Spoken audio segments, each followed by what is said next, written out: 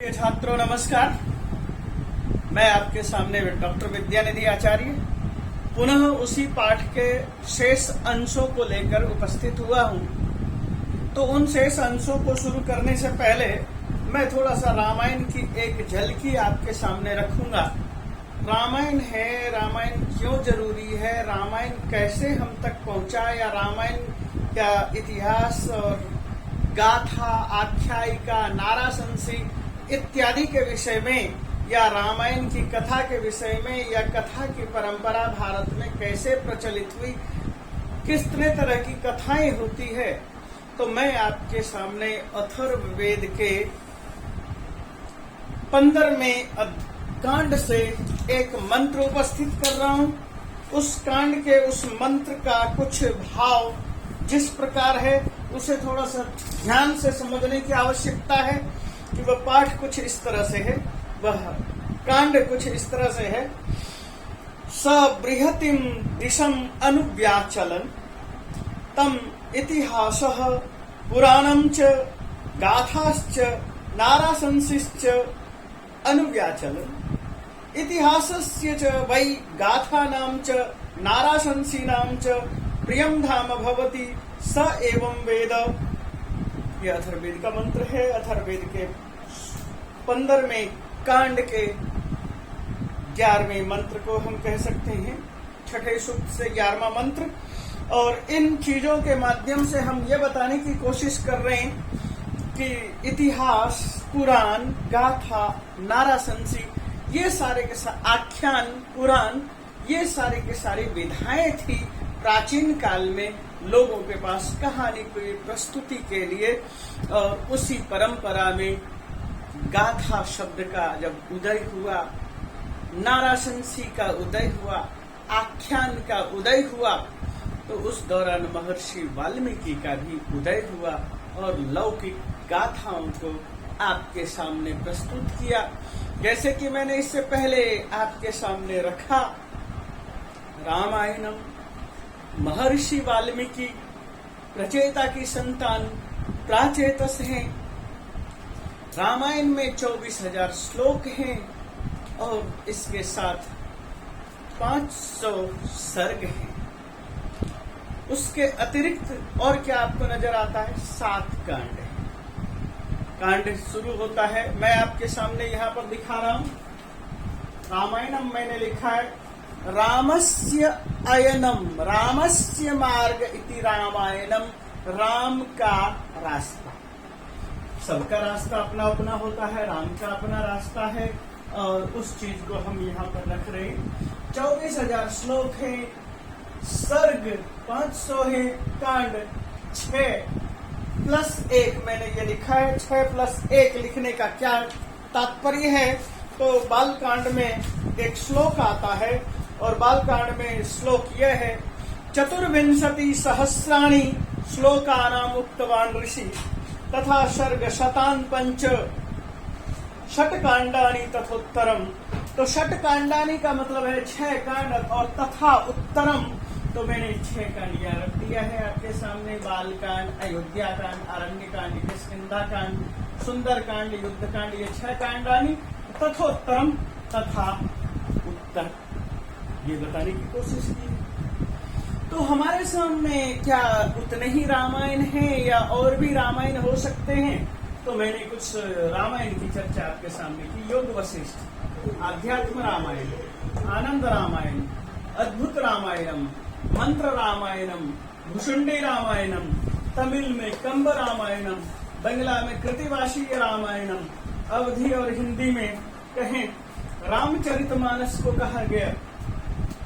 ऐसे कुछ ऐसे भी रामायण हैं जो कि राम से पहले हो गए। उन चीजों को देखिए। नारद राम से बहुत पहले हुए, समृत रामायणम। अगस्त्य राम से बहुत पहले हुए, अगस्त्य रामायणम। लोमस ऋषि भी प्राचीन कालीन ऋषि है, लोमस रामायणम। सुतीक्ष्ण लोमस के ही शिष्य में से एक हैं और उसका मंजुल रामायणम। अत्रि अति प्राचीन कालीन ऋषि हैं, और अत्रि के विषय में हम वाल्मीकि के माध्यम से जब देखते हैं, मरीचि के बाद अत्रि का एक नाम आता है। उसका सौपद्य रामायणम, शरभंग एक टीका भी मिलती है, और शरभंग कृत सौहार्द रामायणम, इस तरह से अनेक रामायणों की चर्चा है। और रामायणों की चर्चा के साथ साथ हम उसके थोड़े से काल को आपके सामने रख रहे हैं, और काल को रखने के साथ हम इन श्लोकों को रखेंगे, जिन श्लोकों को हमने पढ़ा है उससे आगे की चर्चा करेंगे। तो इसके अतिरिक्त रामायण के काल के विषय में थोड़ी सी जानकारी ले लेते हैं। वह जानकारी क्या है? तो यह है कि रामायण की रचना कब हुई। तो रामायण की रचना के विषय में हम क्या कहना चाहेंगे, क्या कह सकते हैं? तो वह कुछ इस तरह से हो सकता है कि हम सामान्यतः ये मान करके चलते हैं, हमने आपके सामने यह बात रखी थी, रामायणम काल, ये लिख लेते हैं, रचना, इसको हम क्या कहेंगे? 500 ईसा पूर्व से 200 ईसा, यह हमारी मान्यता है। इस मान्यता के साथ साथ आगे है, जैसे स्लेगल है, याकोबी है, कामिल बुल्के है, स्लेगल, याकोबी,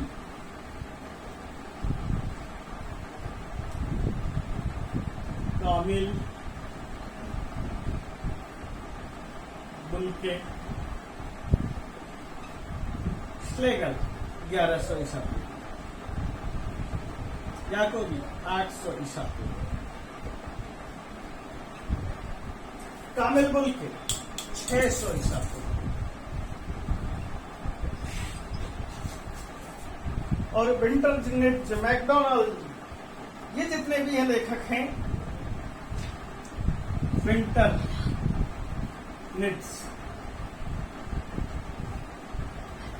मैकडोनाल्ड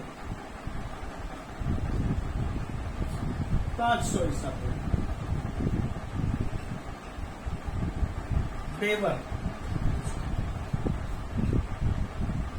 326 ईसा पूर्व। इस तरह से हम इन रामायणों के कालक्रम को हम देखते हैं। उस कालक्रम के साथ साथ हम उनके भौगोलिक दृश्यों को आपके सामने रख सकते हैं, लेकिन हम इस चीज को यहीं पर विराम देते हैं और हम अपने श्लोकों की तरफ आगे बढ़ते हैं। इस चीज को मैं यहीं पर एंड कर रहा हूं और वापस श्लोक पर चलते हैं।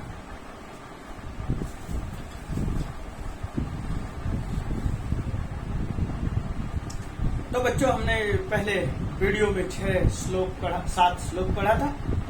अब 8वें श्लोक की तरफ बढ़ते हैं। रामायण के विषय में हमने काफी चर्चा कर ली है। रामायण के उद्देश्य को भी हमने जान लिया है कि रामायण का उद्देश्य असल में क्या है, किस तरह से व्यक्ति और समाज को का निर्माण करना है। तो उसी चीज को ध्यान में रखते हुए इस श्लोक को देखते हैं। कचित अर्थम विनिश्चित्य लघुमूलम महोदयम क्षिप्रम आरभसे कर्म न दीर्घयसि राघव। राघव, हे राघव, हे भरत। यह राघव शब्द भरत के लिए प्रयोग हुआ संबोधन है। राघव, हे राघव। कचित क्या, किन, अर्थम विनिश्चित्य, अर्थम अर्थ की को विनिश्चित्य, भी उपसर्ग उपसर्ग है, निश्चित शब्द से निश्चित्य बनाया है आपने। नी प्लस बी प्लस ची और लिया, आप ये देख सकते हैं। विनिश्चित्य, निश्चित्य, निश्चय करके, अर्थम विनिश्चित्य, अर्थ का निश्चय करके, लघु मूलम महोदयम, जो लघु मूलम अर्थम विनिश्चित्य, लघु मूल अर्थ है, जो थोड़ा अर्थ है, उसको महोदयम, बड़ा बनाने के लिए, विस्तार बनाने के लिए योजना बनाई है या नहीं। और क्या कहते हैं? क्षिप्रम आरभसे कर्म, और इस कर्म को, महोदय कर्म को, छोटे से धन से अधिक धन बनाने के जो इस कर्म है, इसको क्षिप्रम आरभसे कर्म, इस कर्म को जल्दी आरंभ करते हो या नहीं? न दीर्घयसी, दीर्घम करोसि करोसि इति दीर्घयसी, ये नाम रूप प्रयोग किया है। न दीर्घयसी, क्या दीर्घ तो नहीं कर देते हो, क्या लंबे समय के लिए त्याग तो नहीं देते हो, या ये तो नहीं सोचते कि अरे ये ऐसा नहीं हो सकेगा इसलिए इसको छोड़ो। तो हमेशा यह ध्यान रखिए, एक पॉइंट है तो इसको विस्तार देने के लिए थोड़ा बड़ा बनाइए, उसको बड़ा बनाइए, उसे बड़ा बनाइए। हमेशा छोटे से बड़े की तरफ आपको बढ़ना पड़ेगा। लघु मूल जो है उसको महोदयम बड़ा बनाने के लिए, इस कर्म के लिए क्षिप्रम आरभ से जल्दी जल्दी करते हो या नहीं, न दीर्घयसी, विलंब तो नहीं करते। यहाँ पर ये इस भाव को आपके सामने रखा है। अगले श्लोक में देखते हैं, कच्चित सहस्रान मूर्खानाम, सहस्रानाम मूर्खानाम, हजारों मूर्खों में, सहस्रान सहस्र और मूर्खानाम यहाँ प्रयोग है, सहस्रान मूर्खानाम, हजारों मूर्खानाम मूर्खों में, एकम पंडितम इच्छसि, क्या एक पंडित को चाहते। हजारों मूर्ख हैं, हजारों मूर्खों की अपेक्षा एक विद्वान का होना बहुत जरूरी है, क्योंकि मूर्ख हजार भेड़ आपको गड्ढे में ही डालेगी। इसलिए सहस्रान, हजारों में, किनमें, हजारों मूर्खानाम, मूर्खों में, एकम पंडितम इच्छसि, एक पंडित को चाहते हो या नहीं चाहते, एक विद्वान पुरुष को चाहते हो या नहीं चाहते। पंडित से तात्पर्य क्या है, पंडा संजाता यस्य धी, जिसकी बुद्धि प्रौढ़ हो गई। पंडितों ही अर्थकृच्छ्येषु कुर्यान् निःश्रेयसं महत्। क्यों इसकी बात कर रहे हैं, क्योंकि पंडितों ही निश्चित रूप से, ही प्लस अर्थान ही अर्थान, ही जोड़ अर्थान, यहाँ यण संधि है, इको यणची ही अर्थान। पंडित ही निश्चित रूप से कृच्छ्रेषु, कठिन से कठिन परिस्थिति में भी, महत् कुर्यान, श्रेयसम महत् कुर्यान, महान श्रेयस को पहुंचाता है। कृच्छ्रेषु अर्थेषु, थोड़े से धन से भी महत् श्रेयसम कुर्यात, महान बना सकता है। इसलिए इसका जानकार होना जरूरी है, अर्थशास्त्र का विद्वान होना जरूरी है। महान तभी होगा कार्य जब आपके पास धन होगा, और धन अधिक होगा तो अधिक धन करने के लिए, कृच्छ्र धन को, कृच्छ्र अर्थ को अधिक बनाने के लिए पंडितों की आवश्यकता होगी। पंडा जिनकी बुद्धि हो चुकी है इनकी आवश्यकता होगी, जो अर्थशास्त्र पर चिंतन करता है उनकी आवश्यकता होगी, जो व्यापार वाणिज्य को देखता है उनकी आवश्यकता होगी, जो छोटे से छोटे चीज को बड़ा बनाने की योजना रखता है उनकी आवश्यकता। तो हमने यहाँ पर इन चीजों को रखा। इन चीजों को रखने के बाद आगे के श्लोक में देखते हैं वहां पर क्या कहने का उद्देश्य है। वह श्लोक कुछ इस तरह से है कि हम किनको आमात्य बनाएं। आमात्य क्या है, हमने यहाँ यह शब्द प्रयोग किया, आमात्य, मंत्री। आमात्य कौन होना चाहिए? एको अपि आमात्यो, एक अपि है, देखिए पहले यहाँ संधि है, एक जोड़ अपि जोड़ आमात्य। यहाँ विसर्ग को ओ हुआ, ओ के बाद अ को हटा दिया गया, यह अवस्था आई। प में जो ई है, ई के स्थान पर यह हुआ और इधर से आ मिला दिया, मात्य आगे है। वह एक आमात्य भी कैसा होना चाहिए? मेधावी होना चाहिए। मेधावी का मतलब क्या? बुद्धिमान। बुद्धिमान, बुद्धि प्लस मतलब शूरवीर होना चाहिए। दक्ष, चतुर, कार्य कुशलता जिनमें हो ऐसा होना चाहिए, हर काम को बड़ी निपुणता से कर सके। विचक्षण, जिसकी चक्षु विशेष रूप से काम करता हो, महान विचार वाला, महान दृष्टा, महान अर्थ चिंतक, महान विचक्षण, महान पंडित हो, विचक्षण तत्काल निर्णय कर सके, ऐसा हो। ऐसे राजानम, राजा को राजपुत्रम व, तो ऐसे लोग क्या करते हैं, 1 2 3 4 ये गुण बनाए गए। इन गुणों से युक्त जो राजा होते हैं या राजपुत्र होते हैं, इन गुणों को से युक्त जो आमात्य होता है, वह आमात्य एकोपि एक भी, जिनमें ये 4 गुण हैं। इस तरह का एक मंत्री भी, एक आमात्य भी, राजानम राजपुत्रम व, राजा को राजपुत्र को महतिम श्रियम प्रापयेत, महान समृद्धि की तरफ ले जाता है, महान धन ऐश्वर्य की तरफ ले जाता है। ये इस श्लोक का भाव है। तो यहाँ पर आपने देखा किस तरह से कहा गया कि मंत्री कैसा होना चाहिए। तो मंत्री के लिए इस भाव को आपके सामने रखा। तो मंत्री के भाव को सामने रखते हुए एक और बात बताते हैं कि इसी चीज को मनु ने भी कुछ ऐसे ही कहा। मौलान शास्त्र विदः शूरान लक्षान कुलोद्भवान सचिवान सप्त चाष्टौवा प्रकुर्वीत परीक्षितान। तो मौलान, उसने भी यही कहा, जो मौल है, राजमौली है, शूरवीर है, लब्धान कुलोद्भवान, उत्तम कुलों में उत्पन्न होने वाले शूरवीर हैं, सचिव हैं, ऐसे 7 और 8 करनी चाहिए। यहाँ कहता है कि एक भी अमात्य यदि आपके पास अच्छा हो, जिसमें मेधा हो, शूरवीर हो, दक्ष हो और विचक्षण हो, तो वह राजा को और राज परिवार को सबको ही ले जा सकता है। कहाँ ले जा सकता है?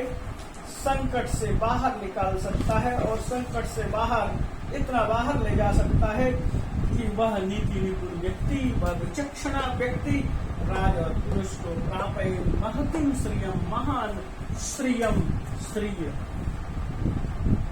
धनम, समृद्धिम, कोशम, आकारम, तो वह राजा को और राजपुत्रों को, यानी कि इतनी संपत्ति दिला सकता है राजा और राजपुत्रों को कि वह एक बहुत बड़े खजाने का मालिक हो सकता है। बनिस्पत ये 4 गुण होने चाहिए। ये तो बुद्धिमान होना चाहिए, शूर होना चाहिए, दक्ष होना चाहिए और नीति निपुण होना चाहिए। इतने लोगों को, वो राजा को ही नहीं, राजपुत्रों को भी, बाका अर्थ यही है।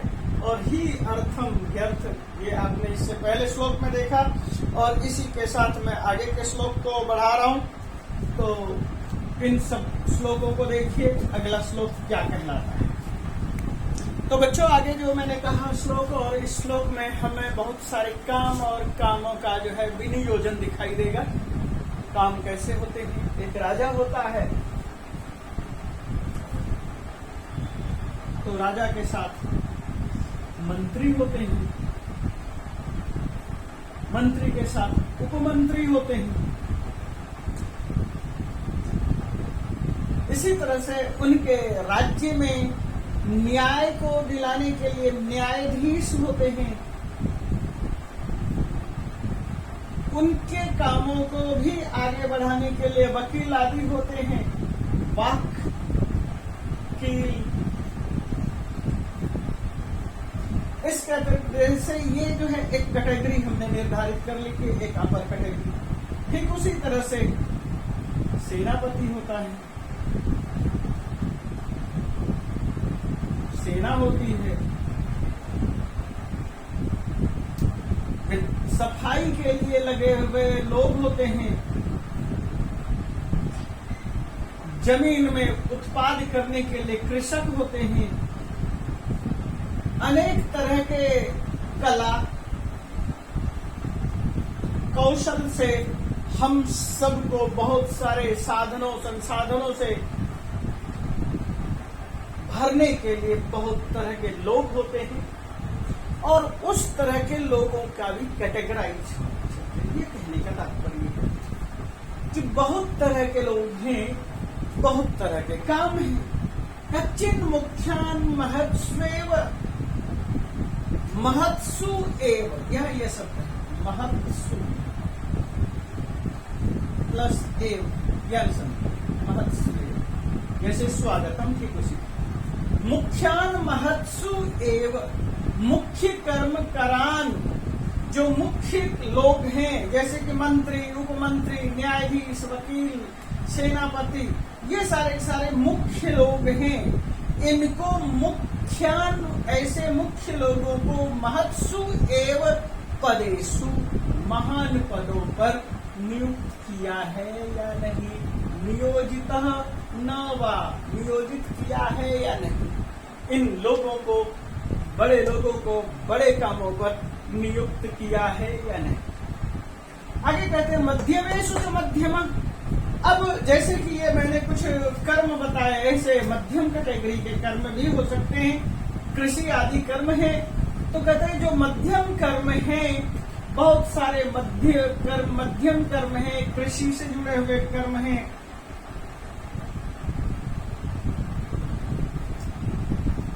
और क्या कहते हैं, जगह जगह जाकर के नदी, नद, तटबंध निर्माण, सेतु निर्माण, इस तरह के जो भी कर्म हैं, इन कर्मों में मध्य कर्मों में मध्यमः मध्यमेषु कर्मेषु नियोजितः न वा, मध्यम लोगों को मध्यम श्रेणी के कामों में लगाया है या नहीं, ये बताने की कोशिश की। हमने पहले बड़े कर्म गिनाए, फिर मध्यम कर्म गिनाए, और उसी तरह से कुछ छोटे कर्म के लिए यहाँ पर हम दिखाते हैं कि कुछ छोटे कर्म भी हो सकते हैं। जघन्याश्च जघन्येषु, जघन्य से तात्पर्य क्या है, निकृष्ट कर्म। निकृष्ट कर्म किस तरह के कर्म के लिए प्रयोग किया, जैसे घीवर, मछली मारकर लाने वाला,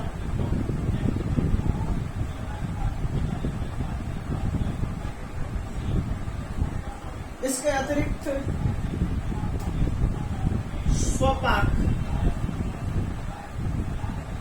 और निकृष्ट कर्म हो गया। इसके अतिरिक्त श्रृंगार, प्रसाधन, हास्य विनोद,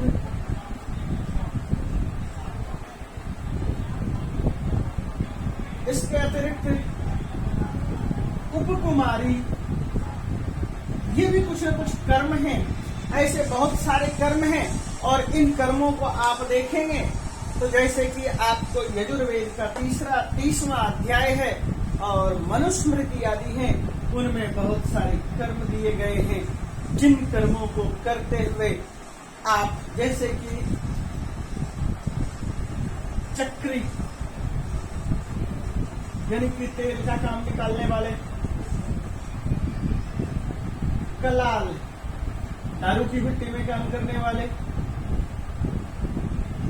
ऐसे बहुत सारे कर्म हैं, बहुत सारे काम है। तो कहते हैं जघन्याश्च जघन्येषु कर्मेषु नियोजिता न वा, ऐसे ये सारे के सारे क्या हैं, वृत्ति हैं। आपके पास बहुत सारे लोग हैं, उन लोगों को वृत्ति के रूप में उत्तम कर्म के लिए उत्तम लोगों को, मध्यम कर्म के लिए मध्यम लोगों को, निकृष्ट कर्म के लिए निकृष्ट लोगों को नियुक्त किया है या नहीं, ये बताने का उद्देश्य है। तात तेरे पास राज्य में, तब राज्य तेरे द्वारा नियोजित न वा, किनको नियोजित किया है या नहीं, भृत्यान, जो नौकर हैं, उन नौकरों को, जो उत्तम कैटेगरी के नौकर हैं, मंत्री आदि जो मध्यम कैटेगरी के नौकर हैं उनको, और जो जघन्य कैटेगरी के नौकर हैं उत्तम, मध्यम, निकृष्ट, यहाँ 3 कैटेगरी में लोगों को बांट दिया। और यही बताने की कोशिश की है कि इस तरह के लोगों को आपने सही व्यवस्था दी है या नहीं, सही काम में लगाया है या नहीं। तो यह बात थी। अब आगे भी हम इस श्लोक को समझने के बाद अगले श्लोक की तरफ बढ़ते हैं। अगले श्लोक में देखते हैं कि क्या बताने की कोशिश है। और अगला श्लोक है, कुछ खास दिखाई देगा। वह श्लोक कुछ खास इस तरह से दिखाई देगा, आमात्यान उपधा तीतान। आपने आमात्य रखे हुए हैं। आमात्य मतलब हमने पहले ही कहा, आमात्य मंत्री के लिए प्रयोग हुआ। मंत्री के लिए बहुत सारे गुणों की चर्चा हमने 4 गुणों की पहले कर दी। आमात्यान उपधातीतान, उपधा उप निकटे अतीतान, पितृन पैतामहन, जो हमारे पिता थे, पितामह आदि थे, उन पिता और पितामह के द्वारा सुचिन अच्छी तरह से निरीक्षण करने के बाद, अच्छी तरह से परीक्षण करने के बाद, और जो इन अमात्यों के निकट रहने वाले हैं, उपधातीतान, अतीतान जो पहले के लोग हैं उनके, अतीत से तात्पर्य क्या प्रयोग हुआ, पितृपैतामह, इनके द्वारा पिता, दादा, परदादा, इन लोगों के द्वारा हमारे राज्य में मंत्री नियुक्त किए हुए हैं, निसूची करके रखे हुए हैं, यानी कि परीक्षण करके रखा है ऐसे को। और जो इन अमात्य आदि के निकटवर्ती लोग हैं पहले से, जो हमारे यहाँ सेवा दे रहे हैं, वे कच्चित्या त्वम, इनको श्रेष्ठान श्रेष्ठेषु कर्मसु, श्रेष्ठ लोगों को श्रेष्ठ कर्म में नियोजयसी न, अच्छे लोगों को अच्छे काम में लगाते हो या नहीं। यह कहने का तात्पर्य है कि अच्छे लोगों को अच्छे काम में लगाइए। तो यहाँ पर पिता, दादा, परदादा, पिता आपको मालूम है राम समझा रहे हैं, राम के पिता दशरथ, दशरथ के पिता अज, अज के पिता रघु, रघु के पिता दशरथ।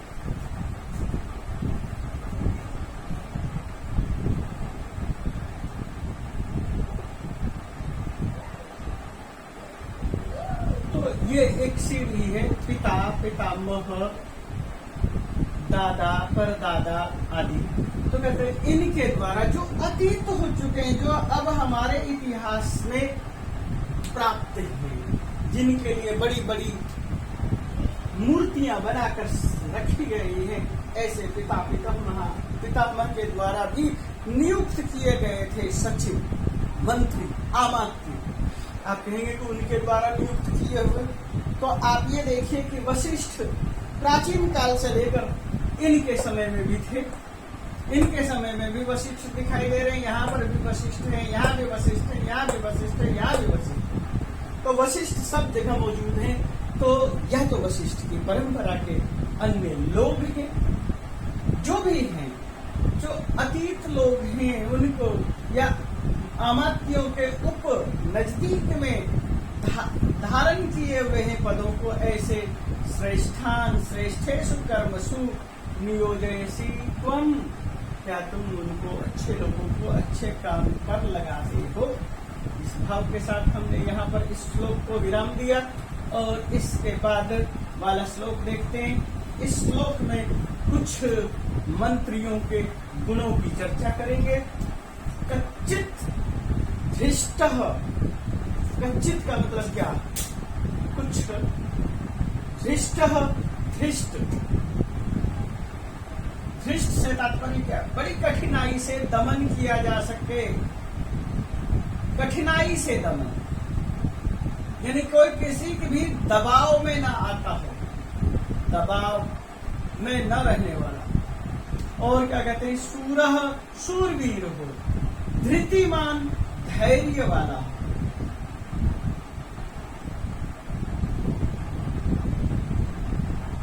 मतिमान बुद्धि वाला हो, शुचि पवित्र आचरण हो,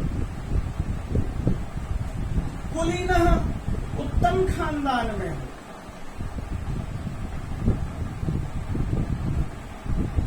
कुलीनश्च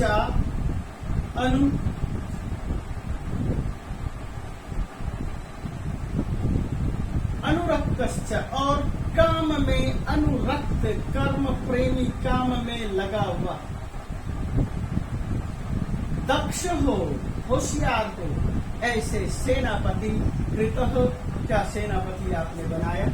तात्पर्य क्या हुआ, कितने सारे गुणों की यहाँ पर चर्चा की। नंबर 1 धृष्ट, नंबर 2 शूरवीर, नंबर 3 बुद्धिमान, ये धैर्य वाला, नंबर 4 बुद्धिमान, नंबर 5 पवित्र, नंबर 6 कुलीन, नंबर 7 अनुरक्त, नंबर 8 दक्ष। इतने सारे गुणों से युक्त सेनापति आपने किए हैं या नहीं, इस भाव को दिखाने की यहाँ पर कोशिश है। और इसी चीज को लेकर के हम आगे विस्तार के साथ दूसरे श्लोक में चर्चा करेंगे। वह श्लोक क्या होगा, उन श्लोकों को हम यहाँ पर देखेंगे। तो आगे श्लोक इस तरह से देखते हैं। हाँ, तो आगे जो है हमने इससे पहले मंत्री के लक्षण बताए थे, और मंत्री के लक्षण जो हमने रखे आपके सामने वाल्मीकि के श्लोक रखे। और यदि हम मनु के माध्यम से उन श्लोकों को रखें, उन बातों को रखें, तो यही कहेंगे आमात्य मुख्यम धर्मज्ञम प्राज्ञम दंतम कुलोद्गतम स्थापयेदासने तस्मिन् खिन्न कार्य क्षण नृणम। इस तरह से मनुस्मृति के 141 में श्लोक दिया गया है। और उसके बाद हम वापस इन श्लोकों पर आ जाते हैं। कच्चित बलस्य भक्तम च वेतनम यथोचितम। बलस्य भक्तम, बल का भक्त, बल का क्या, जब हम शारीरिक बल का प्रयोग कर रहे हैं, सेना बल का प्रयोग कर रहे हैं, तो उनको क्या दिया जाता है, सेना को क्या दिया जाता है, बलस्य सेना का, भक्तम वेतनम, भक्त आज के दौर में प्रयोग करते हैं भक्ता। इसी चीज को हम क्या कहते हैं, DA, dearness allowance, dearness allowance. उसके अलावा वेतनम, वेतन, मूल वेतन, मूल वेतन प्लस भत्ता। तो ये जो वेतन है और भत्ता है, यथोचितम, उचितम अनतिक्रम में, यथोचितम जैसे कालम अनतिक्रम में, यथा कालम, शक्तिम अनतिक्रम में, यथा शक्तिम। ये अव्ययी भाव समास का एक उदाहरण है, ये ध्यान देना है। तो अब यथोचितम, उचितम अनतिक्रम में तात्पर्य क्या है, समय के अनुसार भत्ता और वेतन सैनिक को, बल को, सेना को दिया जाता नहीं है या नहीं। संप्राप्त कालम दातव्यम, जो देने का काल है, यानी कि मास का एंड यदि है तो मास के एंड में उसके पास संप्राप्त काल पर दातव्यम देना चाहिए। दा धातु है प्लस तव्यत प्रत्यय है, जो एक समय निर्धारित है, इस समय तक देना चाहिए। क्या चीज, वेतन और भत्ता। ददासी, देते हो, न, नहीं, विलंब से, विलंब तो नहीं करते हो। तात्पर्य क्या है कि जब तक आप वेतन और भत्ता समय पर कर्मचारी को नहीं दोगे, तब तक वह काम के प्रति उदासीनता दिखाएंगे, खिन्नता दिखाएंगे, अन्य काम की तरफ बढ़ेंगे, दूसरी जगह भी काम की तलाश में लगे रहेंगे, आपके प्रति निष्ठावान नहीं हो सकेंगे। इसलिए वेतन और भत्ता समय पर, संप्राप्त कालम, समय पर दातव्य देना चाहिए। ददासी ना, देते हो या नहीं, विलंब से, लेट तो नहीं करते, ये कहने का तात्पर्य है। तो यहाँ पर वेतन और भत्ता देने की बात की है। और इस वेतन भत्ता के लिए मैं आपके सामने शुक्राचार्य के द्वारा जो निर्धारित है शुक्र नीति सार, उसके अंदर भी वेतन भत्ता की चर्चा की है। कति दत्तम ही भृत्येभ्यो वेतने परितोषिकम, तुम कितना देते हो भृत्यों को, कर्मचारियों को कितना वेतन देते हो, पुरस्कार कितना देते हो, दिया गया है या नहीं। तत्प्राप्ति पत्रम गृह्णीयात् दद्यात् वेतन प्रपत्रकम, उसको जब वेतन भत्ता आदि देते हो प्रपत्रक दो साथ में कि हमने आपको इतना वेतन दे दिया है, इतना भत्ता दे दिया है। सैनिका शिक्षका ये देशु पूर्णा भृति स्मृता, जो सैनिक हैं, पूर्ण भृति हैं, पूरी तरह से आपके ऊपर डिपेंड है, निर्भर है, ऐसे नौकर हैं। व्यूहाभ्यासे नियुक्ता तेषु धम मृत्यु आवहे, तो जो ऐसे व्यूह रचना में लगे हुए हैं, नियुक्त हैं, तेषु अधम वृत्तिषु, जिनके अंदर जिनको आधा वेतन या भाड़ा जरूर देना चाहिए, इसी भाव को लेकर के यह श्लोक रखा गया है। तात्पर्य है कि आप यदि कर्मचारियों को समय पर वेतन नहीं देते तो कर्मचारी दूसरी जगह काम तलाश लेंगे और आपके कार्य को त्याग देंगे। यदि सेना का सेनापति या सैनिक आपके काम को त्याग करके कहीं उनको समय पर वेतन नहीं मिलता है तो त्याग करके दूसरी जगह सेवा देने के लिए चले जाएंगे, क्योंकि वे क्या करते हैं, सेवा, और उसकी सेवा क्या है, राष्ट्र रक्षा। जो सेवा बल की सेवा करेंगे, यानी बल को वेतन और भत्ता देंगे, तो उस बल उसी के राष्ट्र की रक्षा करेगा। आपने वेतन को कम दिया तो आपके राष्ट्र को छोड़कर चला जाएगा, अन्य राष्ट्र में चला जाएगा। यही मूल भावना है, मूल उद्देश्य है। इसलिए समय पर वेतन, आच्छादन आदि मिलना चाहिए। अव्यय भाव समास का यहाँ आपने उदाहरण देखा। और उसके बाद फिर दोबारा उसी भाव को लेकर के अगले श्लोक में कहा जा रहा है, कालातिक्रमण, काल का अतिक्रमण होने के बाद, जैसे कि मास के अंत में आप उनको वेतन भत्ता दीजिए, वेतन दीजिए, यदि इस मास का अतिक्रमण हो गया, अतिक्रमण का मतलब आगे मास चला गया फिर भी वेतन नहीं मिला, अगला मास चला गया फिर भी वेतन नहीं मिला, अगला मास चला गया। कई बार कई स्थानों पर क्या होता है, कई महीनों के बाद एक बार वेतन मिलता है। ऐसे आप सामान्यतः एमसीडी आदि में भी देख सकते हैं, 2 महीने 3 महीने में एक बार उनको पेमेंट मिलता है। काल का अतिक्रमणात्, काल के अतिक्रमण होने से भक्ता वेतन और भृता, जो भक्त है, भृता नौकर है, जो भक्त और वेतन इन्हीं दोनों पर डिपेंडेंट है, निर्भर है। भर्तुर अपि अति कुप्यन्ति, वो अपने मालिक के प्रति बहुत ज्यादा कुपित होते हैं। और जब मालिक के प्रति सेना ही, नौकर ही कुपित हो जाएंगे, सो अनर्थ, उससे क्या होगा, वह महान अनर्थ होगा। सुमहान स्मृति, तो महान अनर्थ होगा। इसी भाव को सामने रखते हुए कहा गया है, यदि आपको अपनी सेना को स्पष्टतः वेतन भोजन नहीं देंगे तो उसका अनर्थ आपको देखना पड़ेगा, आपका राज्य नष्ट होगा, बर्बाद होगा। और इसी तरह के भाव को लेकर के हम इन श्लोकों को के माध्यम से आगे बढ़ रहे हैं। और इसी श्लोक के साथ साथ मैं आपके सामने कुछ प्रश्नोत्तर आपके पास रख रहा हूं, उन प्रश्नोत्तर को भी देखें। प्रश्नोत्तर होगा तो इसको मैं यहाँ समाप्त मिटा रहा हूँ और हम इस पाठ में आने वाले प्रश्न और उत्तर को देखेंगे। और उसी प्रश्नोत्तर के साथ हम फ्यूचर में एमसीक्यू के माध्यम से, यानी एक प्रश्न के अनेक उत्तर के माध्यम से आगे बढ़ेंगे। अब जैसे कि मैं आपके सामने कहने लग जाऊं एमसीक्यू, इसमें क्या होगा, तो क्या कहेंगे, रामायणम तेन विरचित,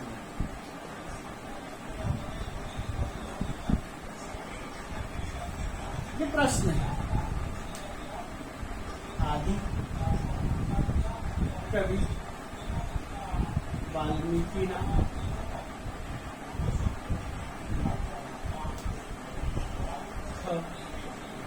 महर्षि व्यासेन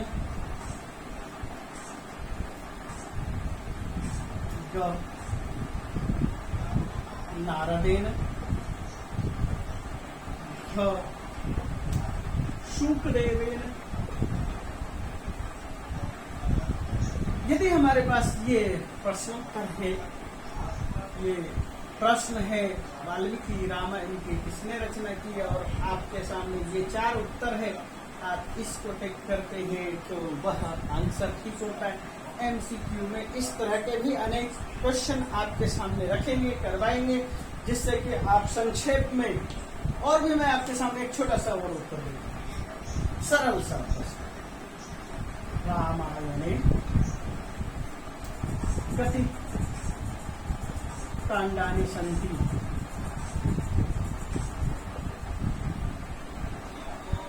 उत्तर होगा क पंच, ख सप्त, ग द्वे, घ चतुर। कितने कांड हैं? चतुर्कांडम चतुरानी कांडानी। तो हम यदि इस तरह के प्रश्न हैं, यदि आपको हमने कई बार पढ़ाया है कि बालकांड से लेकर उत्तरकांड तक 7 कांड होते हैं, आप ये लिख सकते हैं। यदि यही प्रश्न होता है कि रामायण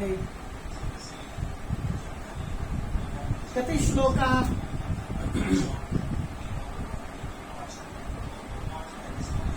और क चतुर्विंशति सहस्राणि, ख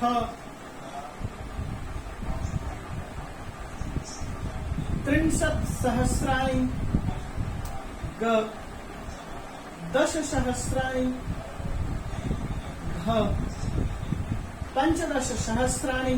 अब आपको ध्यान लगाना है कितने श्लोक आप सही उत्तर दे सकेंगे।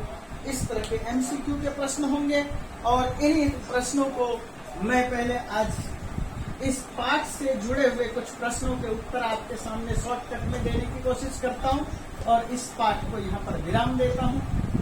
तो इस प्रश्नोत्तर काल को देखें।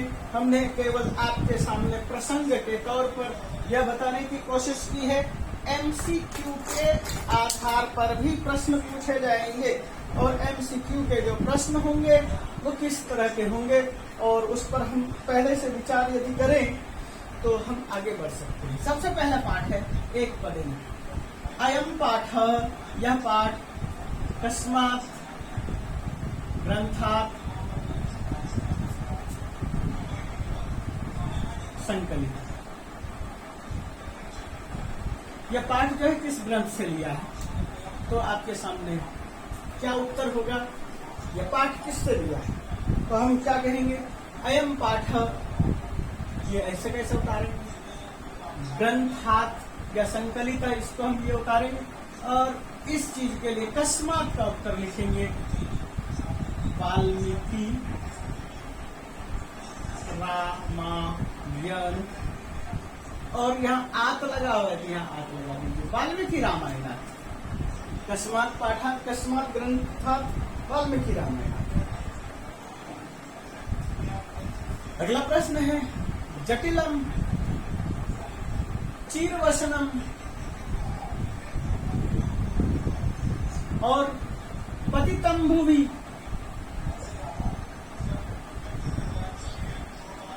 और इसके साथ एक और है, कह यहां लगा देते हैं, जटिलम चीरवसनम कह पतितम भुवि तिष्ठति। यानी कौन ऐसा है जो कि धरती पर बैठा है? तो हम किसके विषय में चर्चा कर रहे थे? तो यह पाठ किसके साथ मिलाप है राम का? तो हम उसी चीज का नाम लिख देंगे भरतम। ये हमारा उत्तर हो जाएगा। जटिलम चीरवसनम रामम पतितम भुवि, भरतम पतितम भुवि, इस तरह का भाव रखेंगे। और कह यदि है तो भरतः लिखेंगे, हमारा आंसर हो जाएगा। और उसके बाद रामः कम पाणिना परिजग्राह, रामः कम पाणिना परिजग्राह।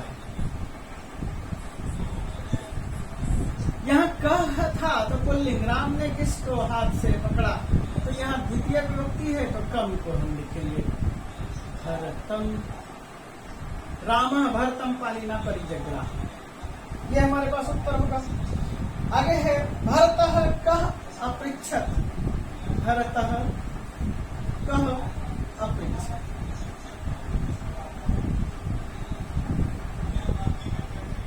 भरतम कः अपृच्छत्, भरतम भरत को किसने पूछा, कः अपृच्छत् कौन पूछ रहा था भरत को, तो भरत से कौन बात कर रहा था, एक राम है और एक भरत है, तो भरत के विषय में पूछ रहा है तो कौन पूछ रहा होगा, राम ही पूछ रहा होगा, तो राम कह को हटा करके राम लिख देंगे, भरतम राम अपृच्छत्। और उसके बाद राज्ञां कृते राज्ञां विजय मूलम किं भवति, हमने पढ़ा हुआ है राज्ञां विजय मूलम ही, किं भवति राज्ञां विजय मूलम,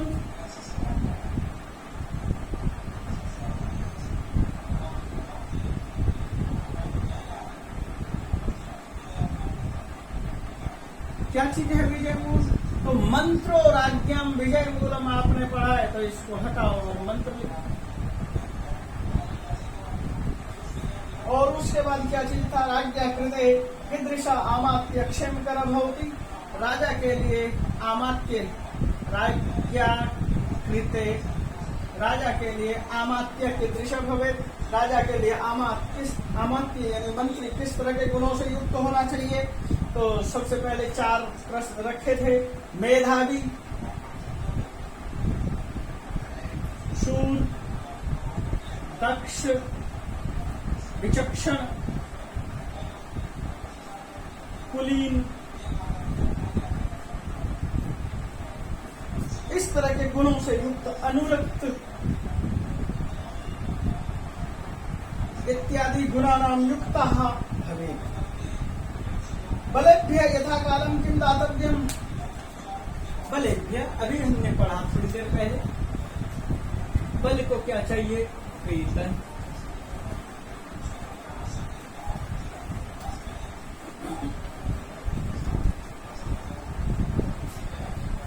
हम बल को क्या दे सकते हैं, बलस्य वेतनम हमने पढ़ा है, तो बलेभ्य जब देने की बात कर रहे हैं तो बलेभ्य किम दातव्यम,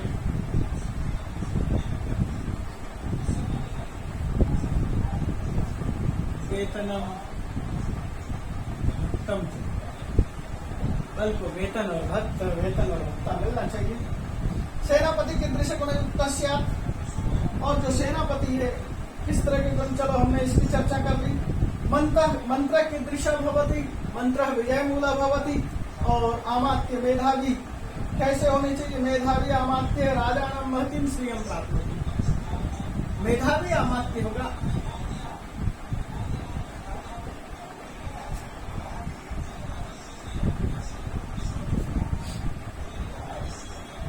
कृच्छर्थं महतीं श्रियं करोति, हम ये कहें जो अमात्य है मेधावी होगा वो कृच्छ अर्थम थोड़े से धन को महती श्रियम करोति बड़ा धन की तरफ बदल देता है, यह उनका भाव है। आगे है राम ददर्श दूरदर्शम युगान्ते, युगान्ते मतलब क्या, भास्करम, अंके भरतम आरोप्य, ये शब्द प्रयोग है। कच्चित काले अवबुद्ध्य से शब्द का प्रयोग करना है। पंडिता ही अर्थ कृच्छ्रेषु निश्रेषम कुर्यात, हमने अभी थोड़ी देर पहले यहाँ पर यह बताया। और श्रेष्ठान श्रेष्ठु, पंडिता ही अर्थ, अच्छा श्रेष्ठान श्रेष्ठेषु कच्चित त्वं नियोजयसि, किस चीज में नियोजित करते हो, तो कर्मसु। ये भी बहुत सरल है और इसी सरलता के साथ हमारे सारे पाठ यहाँ खत्म हो जाते हैं। संधि विच्छेद में क्या है, कुलीना प्लस च कुलीनश्च, वृत्त्या प्लस च वृत्त्याश्च, अनुरक्ता प्लस च अनुरक्तश्च, धृष्ट प्लस च धृष्टश्च, शूरः प्लस च शूरश्च, और ये सारे के सारे व्यंजन संधि के। तो इसी के साथ साथ हम इस पाठ को यहाँ पर पंडित शब्द में, पंडित शब्द का पंडित और बहुवचन में सु और जस का बहुवचन का प्रयोग करते हैं पंडिता। प्रथमा विभक्ति बहुवचन। दातव्यम मैंने बता दिया, स्मृति स्मृति धातु है, तब प्रत्यय स्मृतः, इस तरह से हमने प्रयोग किया है। और मैं आपके पास इस पाठ के रिकॉल को ध्यान में रखते हुए कि आपको कितना कुछ याद रहा, तो क्या कुछ याद रहा, इस चीज को याद रखने के दृष्टिकोण से मैं एक सामने बात रखूंगा। आदि कर्म आपको ये याद रखना है। वाल्मीकि रामायण 24,000 श्लोक, 24,000 श्लोक में सर्ग 500 काल रचना है। काल रचना जो है 500 ईसा पूर्व से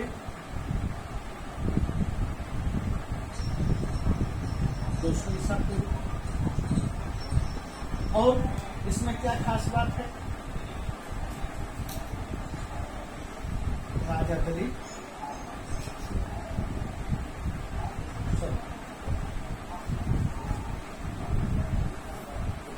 दशरथ का निधन हो चुका है। दशरथ के निधन और साथ ही राम वनगमन, भरत का अयोध्या आगमन,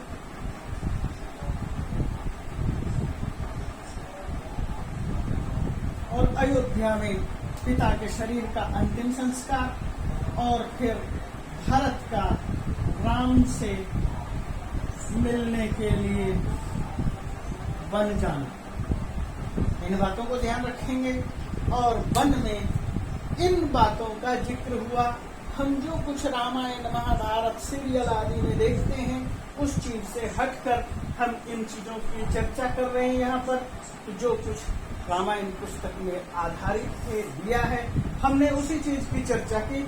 और इसके साथ हम इस पाठ को विराम की तरफ लेकर जाते हैं। बच्चों धन्यवाद।